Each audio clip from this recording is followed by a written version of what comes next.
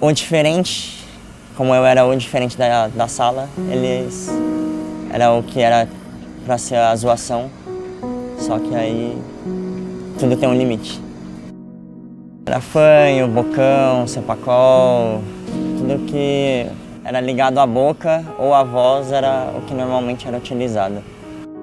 Na época era ruim por causa da autoestima. Você é criança, você quer ser enturmado, quer ter os amigos, quer brincar, mas fica com receio de tentar fazer amizades novas. Para quem não conhece, torna tudo mais estranho e isso acaba bloqueando um pouco o desenvolvimento ali.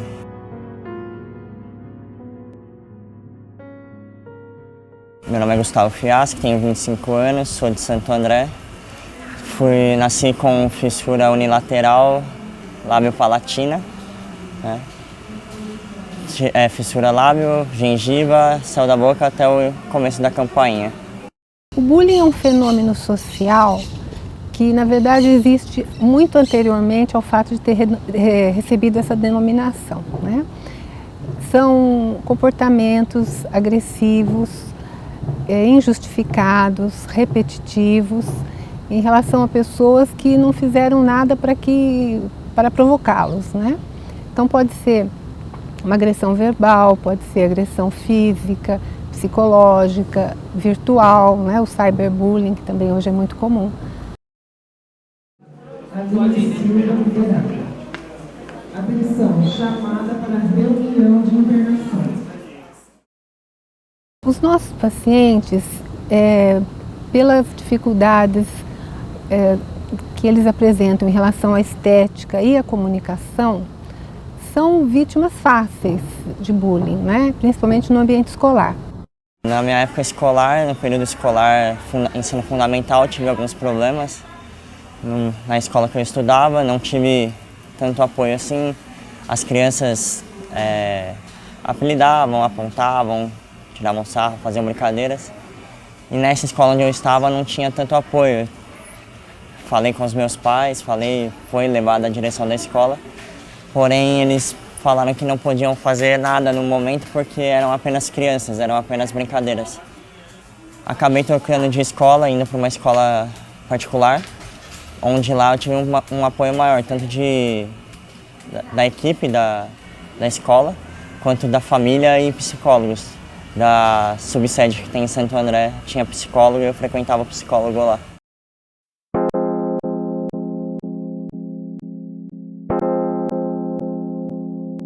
Quando o bullying já está acontecendo, é comum que a criança ou adolescente dê sinais. Os sinais podem ser o isolamento social, pode ser comportamentos ansiosos, pode ser evitação de situações públicas, sociais, enfim, de convívio com outras pessoas, podem ser somatizações, né? Então, é muito frequente, principalmente próximo do horário de ir para a escola, que a criança ou adolescente comece a apresentar vômitos, náuseas, dor de cabeça, sintomas assim que demonstram graus altos de ansiedade, né? E fobia escolar, né? Que seria realmente aquele medo exagerado de comparecer à escola. E pode chegar muitas vezes à evasão escolar. O adolescente, principalmente, que tem um pouco mais de autonomia, ele acaba abandonando a escola.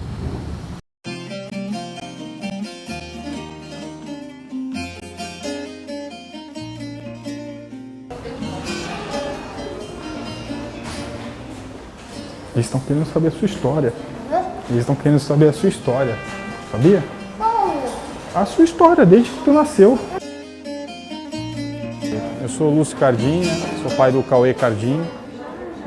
Atualmente eu moro na Praia Grande, sou de Santos. O Cauê nasceu em São Carlos, no interior. A gente morava aqui no interior quando ele nasceu. Nós soubemos da fissura dele logo no primeiro ultrassom, né? Teve um momento que ele estudou em período integral e aí tinha um período que ele tinha que mudar de unidade na escola. E nesse período a gente notou que as crianças maiores, como ficavam todos misturados, tinha crianças menores, maiores, esse é o exemplo que a gente está usando. Elas acabaram usando isso meio que para tentar constrangir, chamavam ele com apelidos que ele não gostavam, e aí, ao perceberem que ele não gostavam, eles faziam mais vezes. Chique você, hein? Dá licença. Já está cansado, não está com muito... Tadinho. Pai, meu nome é Heloísa, tá? Eu sou psicóloga, né? Vamos conversar um pouquinho sobre esse moço aí. Fecha um pouquinho, filho. Cauê vai fazer hoje, 8 anos. Cauê segunda-feira completa 8 aninhos. E já passou por algumas situações que a gente não soube como lidar, assim, não. A criança, numa situação de bullying, geralmente ela acaba se retraindo, se fechando, né? E não expõe com tanta facilidade assim, né? Mas existe uma coisa que ela não consegue esconder, que é o seu comportamento. Ele sempre foi uma criança, em relação a isso, um pouco fechado. Então a gente notou que o comportamento dele começou a ficar mais agressivo, nós começamos a... sempre tivemos próximos, né, tentando ver, então qualquer coisa que mudasse no comportamento dele, para a gente era notável, né? E a gente percebeu que realmente ele começou a ficar mais agressivo, começamos a tentar descobrir, coincidentemente mudamos de residência e um dos amiguinhos desses que eram mais velhos, no caso da van lá, acabava morando no mesmo prédio que a gente. E aí eu conversando até com essa criança e tal, ele acabou me esclarecendo que tinham outras crianças que brincavam, então a gente acabou conhecendo mais a situação, não por ele, mas pelos amiguinhos, até pela escola, tivemos um feedback assim. Quando nós detectamos que a criança esteja vivenciando uma situação de bullying, a primeira providência que nós tomamos é entrar em contato com a escola.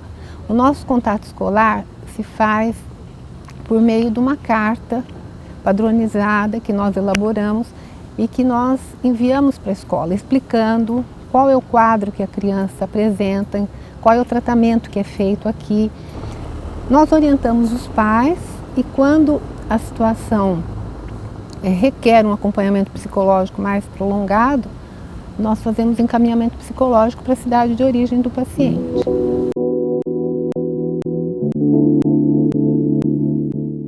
A nossa atitude sempre foi acompanhar isso de perto e questionar a coordenação de escola, às vezes os pais de alguns amigos, se isso porventura acontecesse. Mas as pessoas a gente sempre tenta deixar bem claro que para a criança, ela vê a cicatriz, alguma coisa, para ela é só um pequeno machucado, é uma forma dele falar que é diferente. E que não deixa de ser também similar a uma criança que não tem a fissura, que ele tem amigos da mesma idade e até um pouco mais velho que também tem dificuldades de fala, que precisam de acompanhamento fonoaudiológico, né? Então a gente sempre tenta deixar claro que não é uma questão só da fissura, que é a questão do bullying e dele sofrer com algum tipo de zoação, assim, pode acontecer com qualquer criança.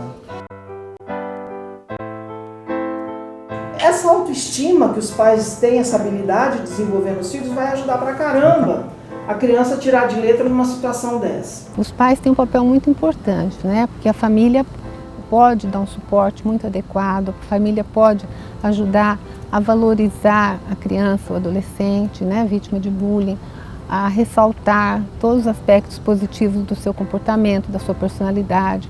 Então os pais são conscientizados da importância da atuação deles nesse processo.